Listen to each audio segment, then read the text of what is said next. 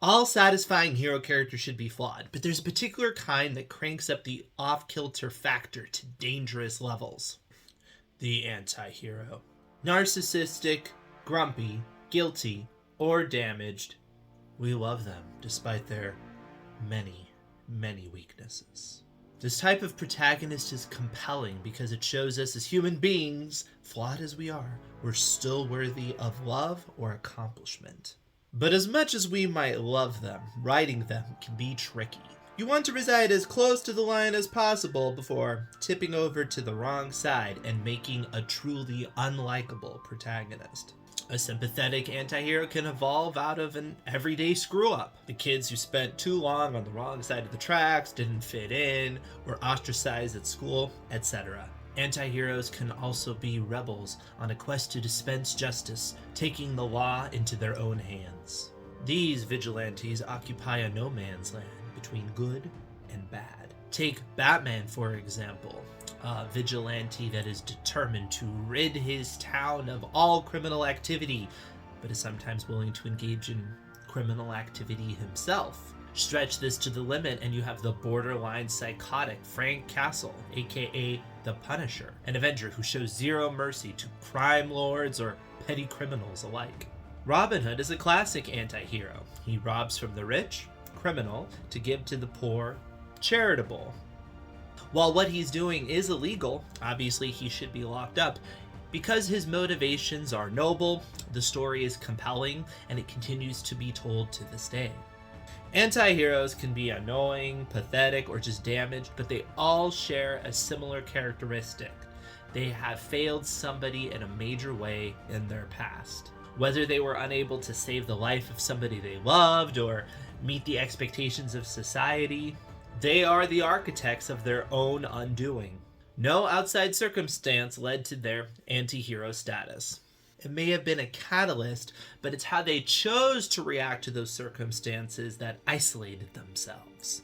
Anti-heroes rub against the values we cherish as a society, or the values we like to think we have as a society.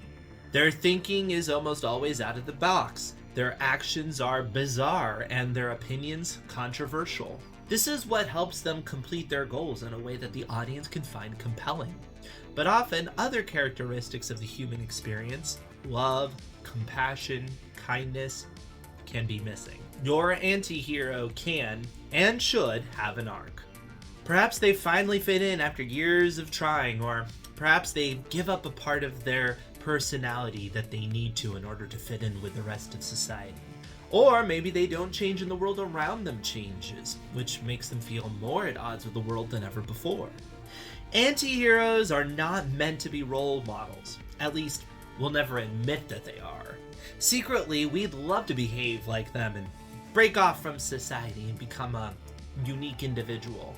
You can get sucked into their charming habits, whether it be their dark sense of humor or unusual take on the world, to the point where you become blind to their actions and how they're affecting the world around them.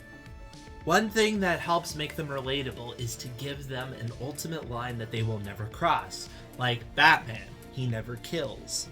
Whether you make the character never cross their line is up to you, but considering anti-heroes cross lines all the time, if they do cross it, it'll be a major issue and it'll take a redemptive arc to get them back on track.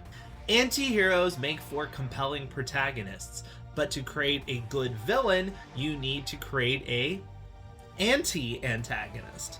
This might be a police superintendent looking to do his job within the confines of the law, or a well-meaning relative. A dogmatic pencil pusher, a nagging landlord, or an overbearing teacher may also fit the bill. By the way, don't miss out on our other videos. Like this video, subscribe, hit the bell. Autocrit, it's a good place. Be careful of making anti-heroes too emotional or wacky.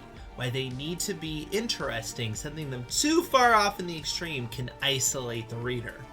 And the important thing is what they do needs to feel rational to them, even if it is extreme. It needs to have an internal logic that the reader can understand. When you make that connection, the audience will have forgiveness for the anti-hero screwing up in major ways. Ultimately, your anti-hero can end up reforming in the end, but the important thing is along the way that the audience understands the journey and is riveted as to what happens next. So, have you ever written an anti-hero before? What are some of your favorite you found within fiction? Comment below and let us know. Maybe we'll do a video about them. In the meantime, get writing. Just a reminder, subscribe, ring the bell on this channel, and check out these videos, some great writing tips for you. We'll see you there.